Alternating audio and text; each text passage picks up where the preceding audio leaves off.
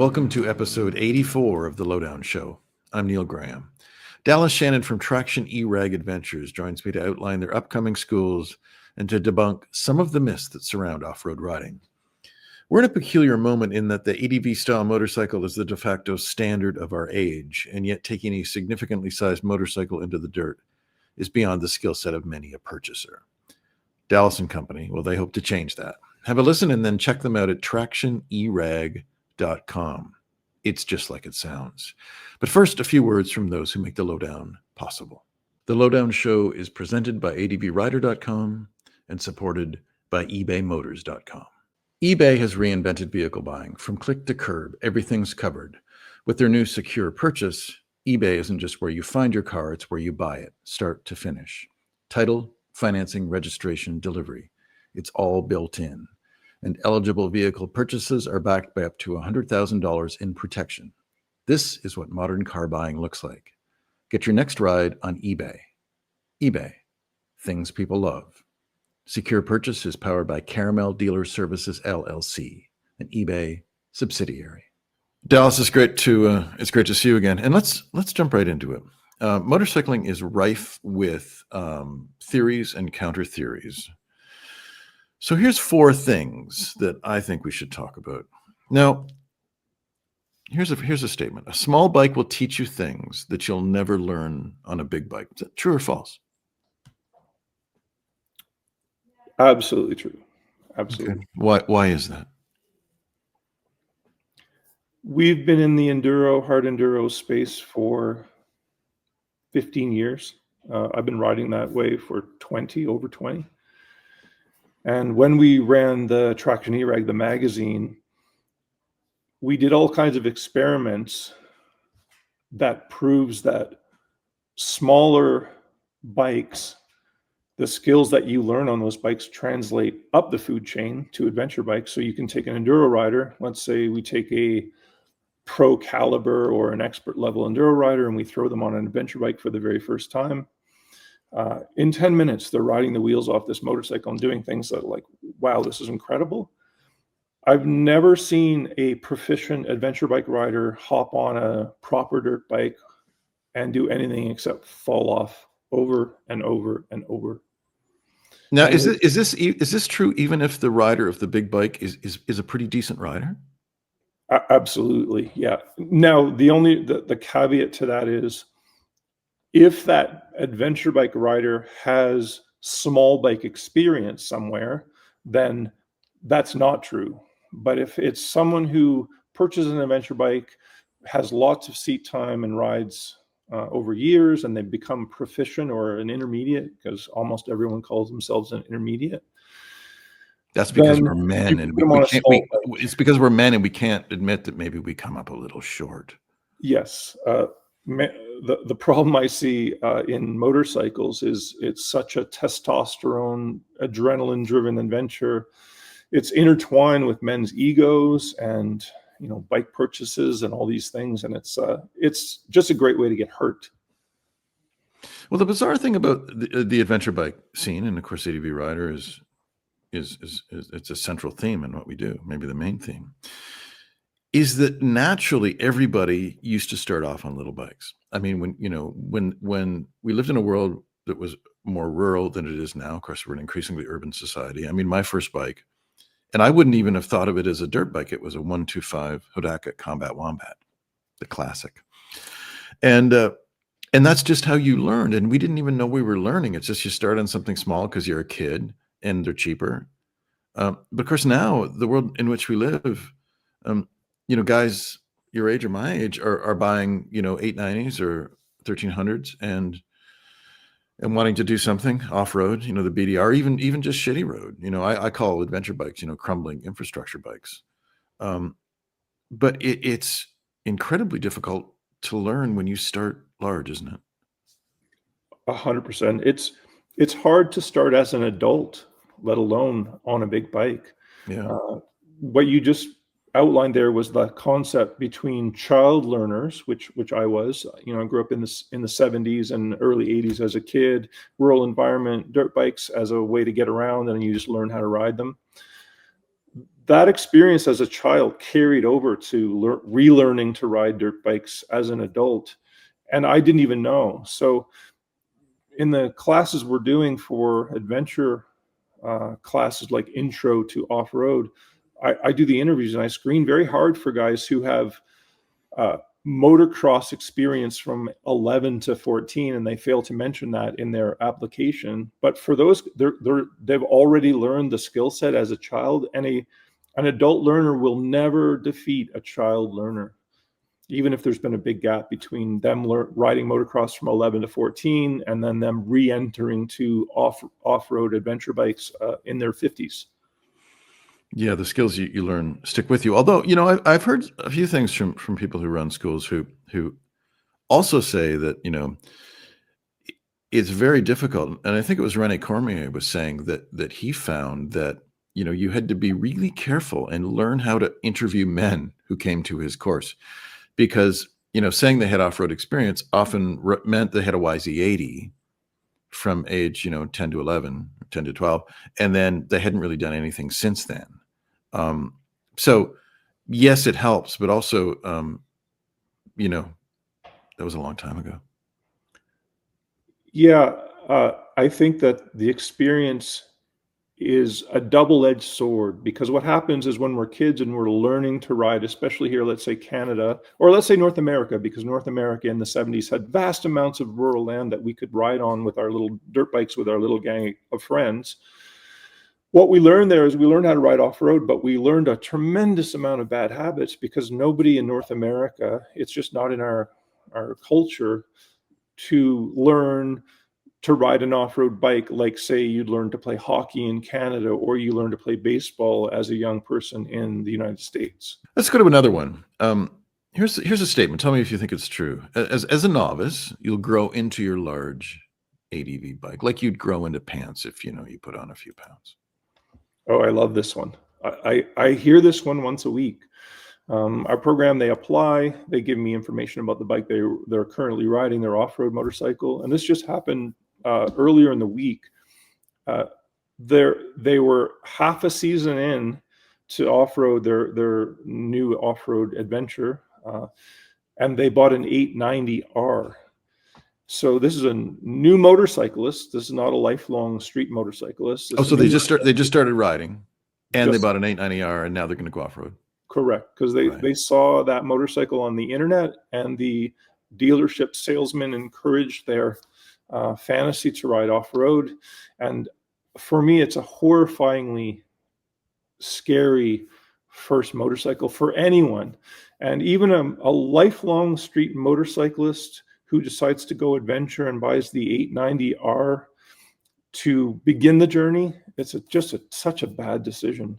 It's too much bike. It's a race bike. It's meant for an experienced rider. So let's break that down a bit. So how did this rider do? I mean, he's got his new bike. He goes to your school. I mean, what was he like? What were his skill set? What was his skill set? I just interviewed this gentleman this week, so I haven't seen him yet. But what I can tell you is from our teaching in the enduro space and hard enduro spaces, gentlemen show up with a 450R. They're 50. They want to start to learn to ride off-road. The dealership salesman told me that the 450 four-stroke dirt bike is a perfect because of their large frame. They need this bike. And inevitably what happens is they're going to whiskey throttle it. They're going to scare themselves, and they're going to say, this is not for me. Or they're going to whiskey throttle it. They're going to get hurt, and their family's going to say, this is not for you. You're jeopardizing not only your own health, but the infrastructure of our family and everyone who relies on you.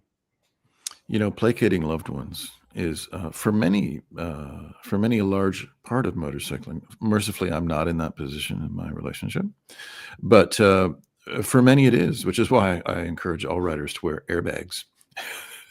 Whether they're on the street or off road, because man, oh man, you know, sometimes you go home with a broken collarbone, and those who would purport to love us will say, well, that's the end of that. No more of that. But what is it that happens on a big bike that throws us off so much? Is it? I mean, I know this seems like a really obvious question, but is it the size? Is it the power? Is it the weight? Is it all of it? Or is there something else that freaks us out about it? I think it's just that the consequences of all the power and all the weight create a sum when the loss of control happens, that the consequences are just so high. And what I've seen over 20 years of teaching in the off-road space is the only way to learn off-road, and this may go for any skill set, copious amounts of failure. You're going to have to fail. You're going to have to fail. You're going to have to fail. The problem that when you're on a large, heavy motorcycle is when you lose control, and when you lose control, that's exactly what happens. So you no longer have any control of the outcome. And with this huge bike, the chances that you can have a grievous injury or a life-changing injury is high. And our mandate here has always been, one, hook them on dirt, which is really easy to do because it's such an addictive drug. But then keep them in the sport, because that's the hard part. And the only way that you can stay in the sport long term is to reduce that awkward 2 seasons of learning where you're not constantly having out of control crashes, which just a matter of time before you have the injury. Let's keep with this theme of new riders. And okay, here's one. Say that guy who just bought that 890R. All he needs to be a better rider is just seat time. He just needs time to ride it, and in 2 or 3 seasons, just on his own, he'll be a better rider. What do you say to that? I don't think that's a very good statement. And I hear it a lot in our sport, which is, oh, you just need more seat time, get seat time, get seat time.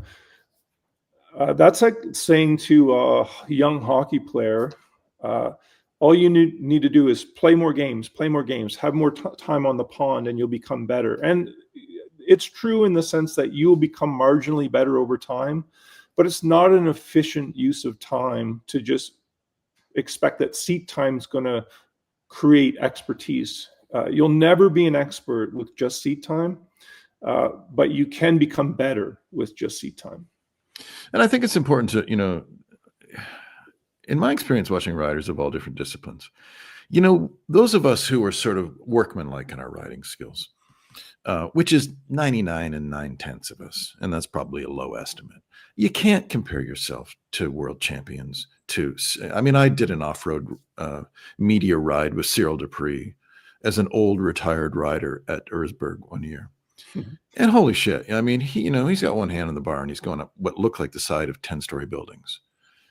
And it just, it's one thing to watch it on a video, but when you're there and you see this kind of stuff, you think, that's just not relatable to me. That is just, and it can be anything in any discipline. It's Yo-Yo Ma on the cello. It's Artur Rubinstein on the piano. It's what they do is not related to us. And we kind of, and it's a tough blow to take, but we got to get our heads out of that mindset, don't we?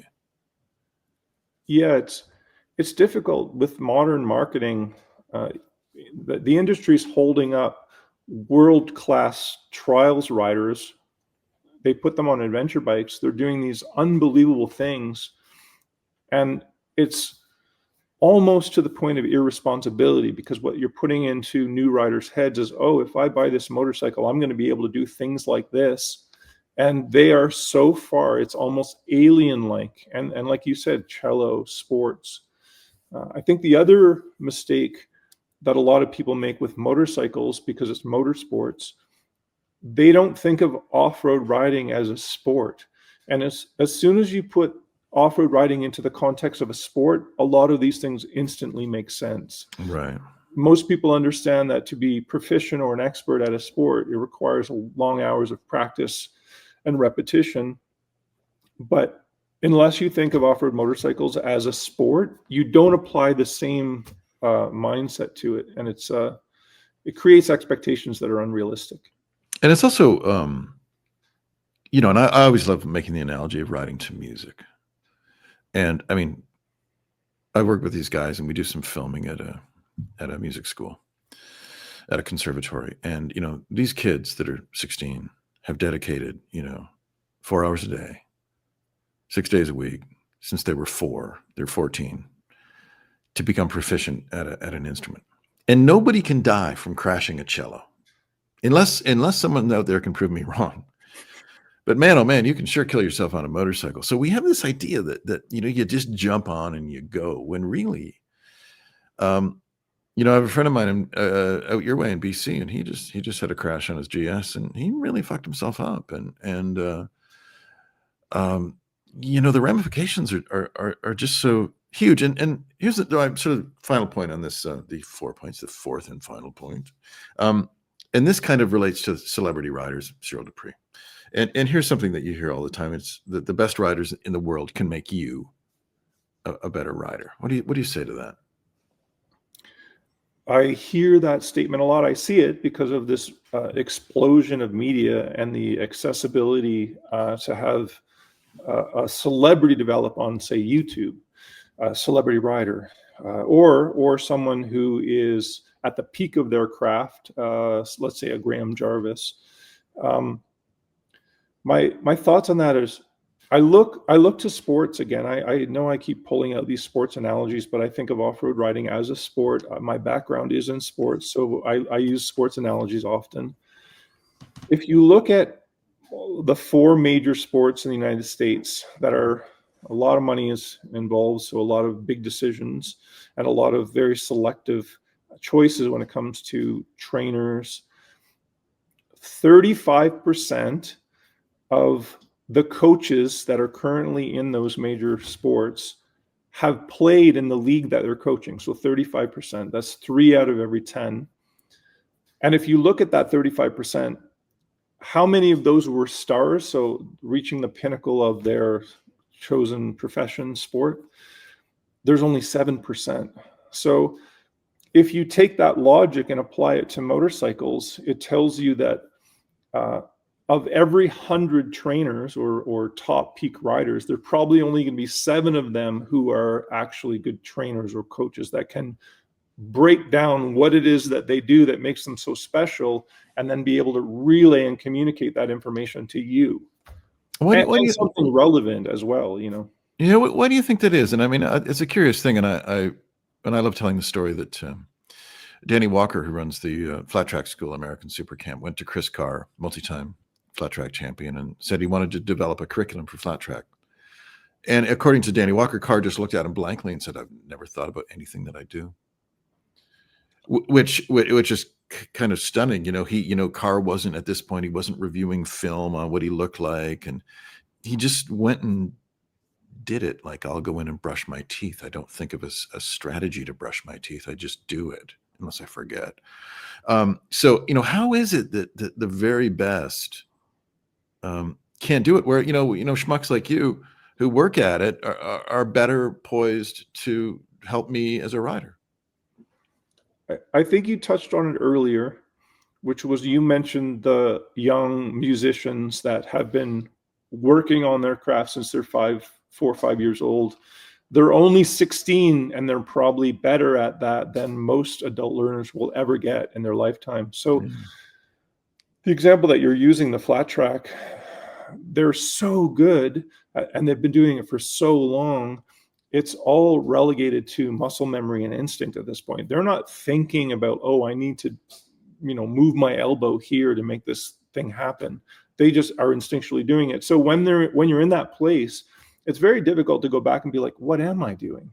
Like, what are the steps to even teach that? So curriculum teaching, it's a completely different skill set. And that's why I look to the pro sports thing, is why is a 5'6" skinny little scrawny man in the NFL, he's the head coach and he's in charge of 50 monsters, yet he's never played the sport himself? It's because he's so good at communicating the steps of what needs to be done. Then he's at the pinnacle of his particular sport, which in that case is coaching. eBay has reinvented vehicle buying. From click to curb, everything's covered. It's all thanks to their new secure purchase. Ever try to buy a car and end up in a parking lot with a stranger and some blind trust? Or spend half the day at a dealership talking to pushy salespeople and signing paperwork? Or maybe, worst of all, waiting for hours at the DMV just to transfer the title? Well, that era is over. For years, eBay has been the go-to for gearheads, collectors, and do-it-yourselfers because whatever you're into, from classics to SUVs to trucks to imports, eBay's got it. And now with secure purchase, eBay isn't just where you find your next ride, it's where you can buy it, start to finish. Sellers and titles are verified, paperwork is handled by experts, and payments are traceable and digital. So you know exactly who you're dealing with and exactly what you're getting. Plus, you can finance, insure, and register your vehicle all in one place. No more hours at the dealership, no more trips to the DMV. Get your vehicle plates and paperwork shipped to your door, ready to drive. And it's all part of one seamless process, designed to feel as easy as buying anything else online. And eligible vehicles purchased on eBay are backed by up to $100,000 in purchase protection.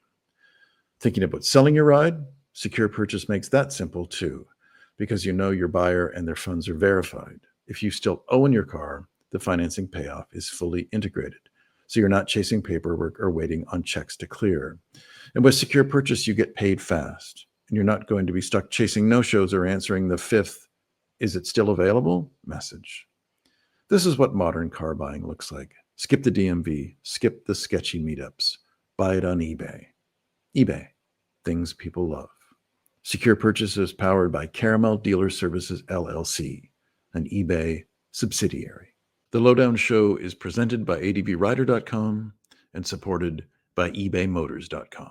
Your small bike story, this is going to be Neil's story time. Sorry to put you through this, Dallas. But, you know, I remember the small bike thing. I remember going to something that was called the Welland County Motorcycle Club, legendary little quarter-mile flat track run Saturday night, still going on down Welland, which is near Buffalo, New York. And every spring they used to do something called a mud run. So they'd wait until the weather was just, you know, all the spring runoff from the snow. And they'd have this kind of enduro. And of course, I'd started new at a magazine. And I wanted to take a 450 because, you know, I worked at a magazine and I was really something. And the editor at the time said, "Well, I'd like you to take this." I think it was a TTR 125 Yamaha, a play bike. And I was really embarrassed. So I pull up and there's all these 450s and I've got this little thing and I'm 6 feet. So I look ridiculous on it. And the mud is the whole course is almost impassable. And so, you know, the trail would go like this. And so the trail would just be littered with dead 450s. And I would go like this back and forth across the trail on my TTR 125. And I got stuck in a pond. A guy in an ATV pulled me out. And then I got really tired and I had a nap for a couple of minutes. And I finished third. I was on the podium. And it was absurd. And it was strictly because of that bike. And I've done the same thing where I've gone on these lengthy rides, guys on hard ass, you know, KTMs, and I've had like a 230 or 250 Kawasaki, the little play bike. And I get there 5 minutes behind them and they're beat to shit. And I'm just, you know, trail riding. And yet, you know, this marketing machine tells us we need this hardcore stuff, but really no. I mean, smaller and the less intimidating, you just have way more fun. So true, isn't it? I mean, it's, and I know that, and even I get sucked into this. Well, you know, this one is going to be, you know, not up to my standards. But how do you beat that out of people? Because I would think any school, you've got everybody coming in, everybody has a preconception of what it takes to be good, and then you've got to just take that, and then I presume you've got to diffuse it, and then start to fill them with information that you've discovered, sort of through experience. So take me through that process. What happens when I arrive at your school? The first thing is I have a lot of forgiveness for you. Everyone who knows me feels the same way, but thank you.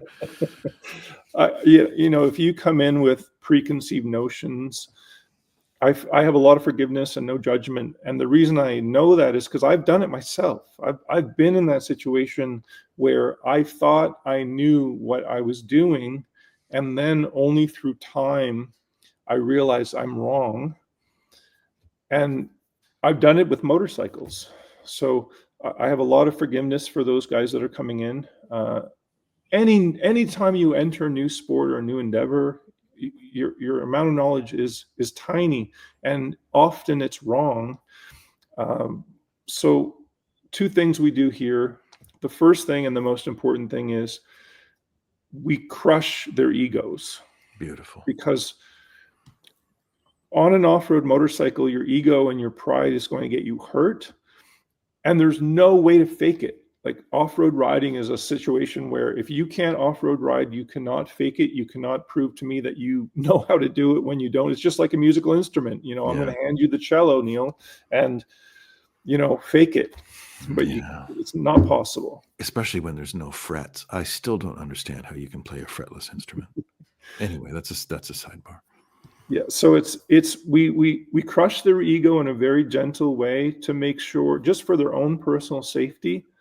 And then once we show them, or once they accept that they're not good and it's okay, because our philosophy here is success through failure. We celebrate failure because I know that they're going to drop their motorcycle 150 times over the course of the week of learning. And that's what you're supposed to do because that's what it takes. Yeah. So as soon as they accept that idea, then we can start with a blank slate, and then we build them back up safely using just fundamentals.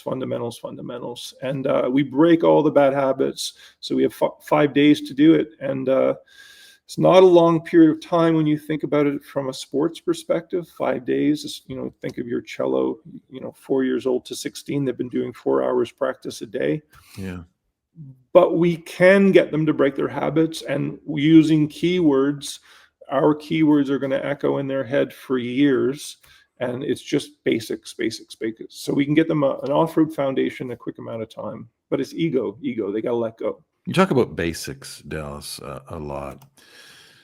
So give us a few basics. What are the sorts of things that if I come to your school as a street rider, or as a new to dirt rider, or an inexperienced dirt rider, what are the things that I'm doing that I need to stop doing, or maybe that, or what are the things that I need to start focusing on? Just some really basic things, just to get my mind headed in the right direction.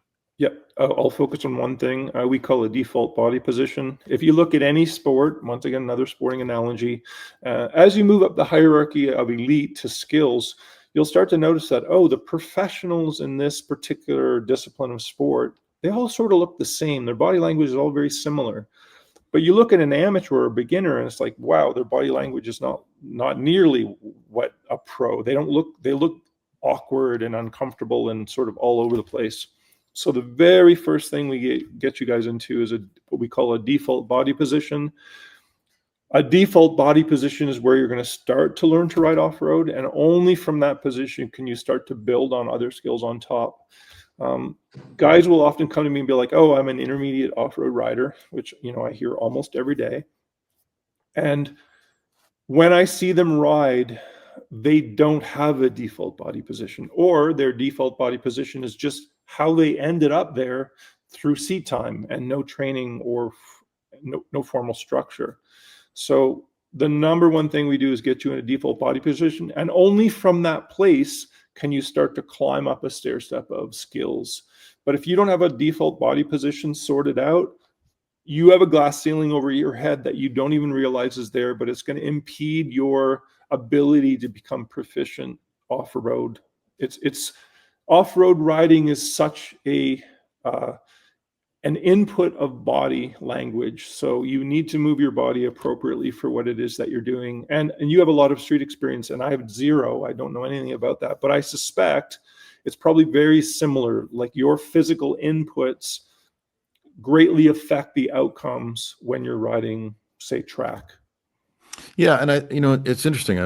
I went back to road racing this summer after an absence of a few years, and this what I'm about to say covers two things. First of all, how important it is to be either photographed or filmed when you're riding, because I'm a not great skier, and the problem is with that is I don't know what I look like. My wife claims that I'm standing bolt upright, but I feel like I'm in a real tuck, and I can't square it. And I know that if I saw video or photographs, I'd say, oh shit, I know what I'm doing. Bend your knees. But until you do that, it just doesn't equate. And my life at a magazine, almost every time I went to a road race track, I was photographed. So you immediately see. And so, this season I went back to it, and there's one really telling photograph of 4 of us going through a corner. I'm in the lead. I didn't stay there, but that's just for the purpose of this. I was in the lead. And there's 3 bikes behind me, and there's a rider behind me, a very good one. But his body position, he's on top of the bike. He's in a very much like a dirt riding position. He's on top of the bike, pushing the bike down. And we're at the same speed. All of us are within a few kilometers an hour of each other. And because I'm hanging off reasonably well, my bike is at this degree of lean and his is at this degree of lean. So he's very close to crashing because he has very little leeway. He's right over on the edge of the tire. And yet these basic things, and I'm sure that if he saw himself and if he was interested in changing that he could then start to build that. And you've got to kind of be in the right place on a bike to start. And yet we don't know what we look like. Is that true in your experience? Yeah, I'm going to beat the dead horse. Sports, every sport, as soon as you get to a certain level, it's all video breakdown. They're videoing your practice sessions. They're videoing all the games, of course. And you're painfully going to review those things with your coaching staff and your peers, whether it's good or bad. We're going to analyze game film. So two things about body language that your story made me think of. One, when we used to run the Traction ERag, which was an off-road digital magazine, when we'd go on photo shoots with these bikes, and we were all terrible riders at the time, and all we'd do is just fake that we look like we know our body position, make it look like we know what we're doing, just for the picture, because we just have to capture it on the picture what it looks like, even though we can't do it. I think I've done that. I think I've done that too back in the day. That's right. Just fake it till you make it. Yeah.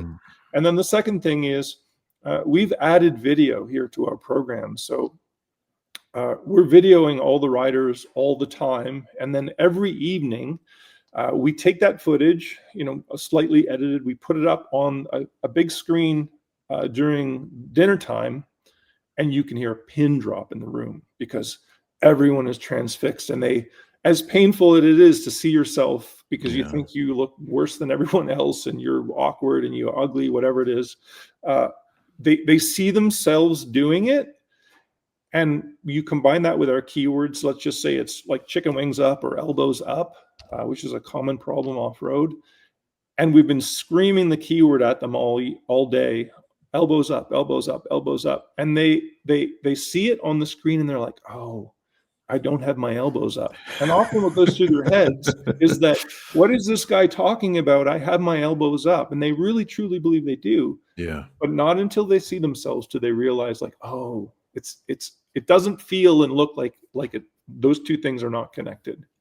And I don't know why that is. Maybe they just think you're a bad guy and you're lying or something like that. That could very well be it. But for some reason we can't sense what our bodies are doing from the outside. It's very difficult. And I've never fully understood why that is. But I guess, you're right. As soon as you see a photograph or a video, it's like, oh shit. I'm totally doing this. You think your elbows are here and they're like this. That's right. Barely, In the sporting world, we call that proprioception. I'm sure that's like a scientific term, but proprioception is your ability to see in time and space what your body is doing. And different people have different levels of proprioception, like their ability to understand, like when I say put your elbow up, they go and they put their elbow up. But some people don't. They do this. They go like that, and they think their elbow's up in their mind, but until they see it themselves, they don't understand. So the video bridges the gap of their proprioception or lack of proprioception. The other thing I'll say about that idea is when we get an athlete coming into the program, so it's like, oh, I'm 51 years old, I played sports my whole life at a high level, I still play in my rec league, beer league at home. It's easier to coach former athletes to become good off-road riders than a layperson who may have never really done anything physical with their body, sits at a desk most of the day doing IT stuff. Yeah. It's harder for us to coach them into proper body position because they lack proprioception over a lifetime of playing sports.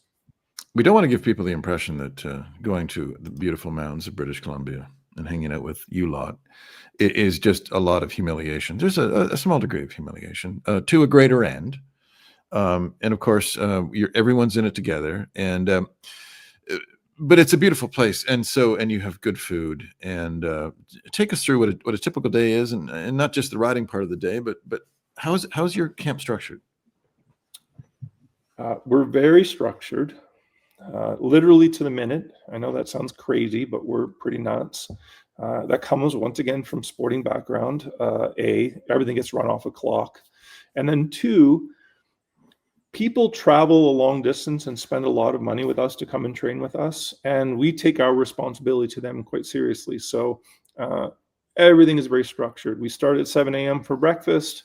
We may or may not have a meeting over breakfast with expectations for the day. We give them some time to sort themselves out. We're kickstands up at 9. We have a training area here on the ranch. We spend the morning there doing theory. We do a lot of drills and we play lots of games. We have a lot of fun. It's very humor-based. We're smiling and laughing. My staff is very gregarious and smiley and laughy. And the reason why is mostly, especially early on, is that word that you mentioned, which is humiliate or we're trying to reduce the amount of embarrassment they feel when they drop their motorcycle, and we're trying to normalize failure. So by Wednesday, by day 3, failure has been normalized, and when people are dropping their bikes, everyone's like, yeah, everyone's cheering, and it's not failure, it's success. And it's so much better to drop your bike than my own bike when I get home. That's correct. Yeah, exactly. We do have people show up here to drop our bikes specifically. Perfect. So yeah, it's we train in the morning, an hour for lunch, and then the afternoon we pick an appropriate level ride / training. So we train on the ride for the group and the individuals within the group. So say, for example, we'll go to a hill, we'll ride to a hill climb, and we'll work on hill recovery, we'll work on downhills, we'll spend maybe 2 hours there, and then we'll complete the ride and come back to camp. So that's a day. It's physically taxing, and the people who are in a little bit better condition can withstand that. But even then, I would say by day 4, everyone's pretty tired. So we're managing their fatigue levels quite closely. How do you manage fatigue levels when you're riding so many days in a row? And I've never been to a school that's well, I've done some 2-day schools, but never 5 days in a row. So especially when there's so many consecutive days of something that's so challenging, how do you manage it so by day 4 or 5, people aren't just checking out? I mean, you've done this a long time, so how do you manage that? 2 ways. The first is along the lines of what I mentioned earlier, which is we normalize failure, but we also make it okay to not be judged for being honest. And we're constantly encouraging the guests to be honest. So honesty means we don't know what's going on in your head. So what's going on in your head? Share that with us. We're not going to judge you for it. We want to know. So, they could be fatigued. They could be freaking out. They could have major anxiety about what we're doing. So please share that. 2, we encourage people, especially as we hit day 3, day 4. How are you feeling right now? Check in with yourself and let us know privately, if you'd like. Just come to one of the coaching staff and say, hey, I'm not feeling very good. And then 3, and this is probably the easiest way to do it, because like you mentioned earlier, men have a really good way of not wanting to admit the truth about what's happening, for a million reasons. Oh, I'm going to look bad. I'm going to embarrass myself in front of the group. They're going to judge me. So they don't come to us and say, hey, I'm tired, because they don't, the peer pressure to go on the ride or continue in the afternoon. But after watching thousands and thousands of riders and thousands and thousands of athletes, it's really easy to start seeing the body language. So we read body language quite well. Their elbows are dropping. They're making dumb mistakes on things that they typically, they're bobbling the bike. They're having close calls. It's like, that's fatigue. So we can keep an eye on fatigue, because fatigue with motorcycling is when you're going to make mistakes. And of course, when you make a mistake on off-road motorcycle, you're going to lose control. And when you lose control, you're subjecting yourself to a possible injury. So we're very, very, we have our eyes on them, and we're looking for these little clues that they're getting tired. The ADV-style motorcycle is really the standard motorcycle of our age, a standard street bike of our age. It's no longer a Japanese UJM, Universal Japanese Motorcycle, which of course was around forever. And then it was, a sport bike, and then it was a cruiser.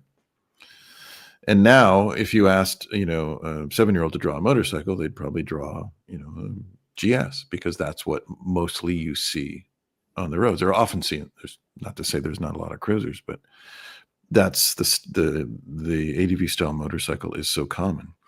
And with it is this assumption that you can do anything on it. And we've seen riders who can do remarkable things on 1300 GSs, things that the rest of us would never even fathom attempting. Mm. But has this been a disservice, or is this motorcycle not really as described, if you know what I mean? Because there is, you see them and you see the promotion for it, and you think, well, I can do anything. I can do single track on a 1300. But in truth, it's not really that simple, is it?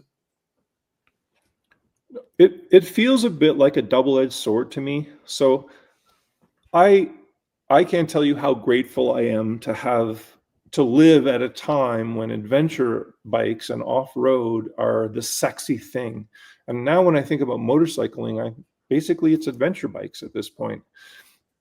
In the 2000s, early 2000s, you couldn't fathom that this was going to happen. No. And we were off-road trail riders riding in the woods, and we loved off-road to death. And it's a golden age for us. It's a golden age. So I'm trying to appreciate that all the time. So I'm happy there's so many adventure bikes, but I do agree with you. It's not as advertised. So I think of these large adventure bikes as amazing street bikes. So they're very comfortable. You have an upright riding position. You can stand up on them and stretch your legs, which is perfectly acceptable nowadays. But it's not an off-road motorcycle. So I think the thing that people struggle with the most, and this goes for enduro, off-road, and now I'm seeing it in adventure, is newer riders just don't understand what it is that they want to do. So they're unclear with their objectives. So are they truly going to go around the world, or are they just buying into the fantasy? Or two, do they have a 9-to-5? They've got 4 kids. They live in a subdivision, and they're going to sneak away for one day of adventure. And if they're honest with themselves about how they're going to spend their time on their bike, it'll help them narrow it down to a bike that makes more sense. That said, I love that adventure is being held up as a value that people will chase, because I believe that anthropologically men require adventure to be at peace. And here we're encouraging people to have the adventure, and it doesn't matter how you get there. I want you to go to the top of the mountain and look off it and reflect. And I don't care if you're on a 1971 Hodaka, whatever, or a Combat Wombat. Thank you for getting that right. Or you're on a GS 1300, like whatever it takes to get you to the mountain is the most important part. I think it's about the adventure for us. It's the adventure. So we're providing them a foundation, not so they can own the GS or the 890R and have some sort of ego-driven experience owning that motorcycle. Go have the adventure. You've got a window this big to do it, and just go. That's our message about the adventure portion. eBay has reinvented vehicle buying. From click to curb, everything's covered. Ever try to buy a car online and end up in a parking lot with a stranger and some blind trust? Well, that era is over. Now, with secure purchase, eBay isn't just where you find your car, it's where you buy it, start to finish. Title, financing, registration, delivery. It's all built in. This is the modern way to buy your next ride on eBay. eBay, things people love. Secure purchase is powered by Caramel Dealer Services, LLC, an eBay subsidiary. Thank you for listening to The Lowdown Show.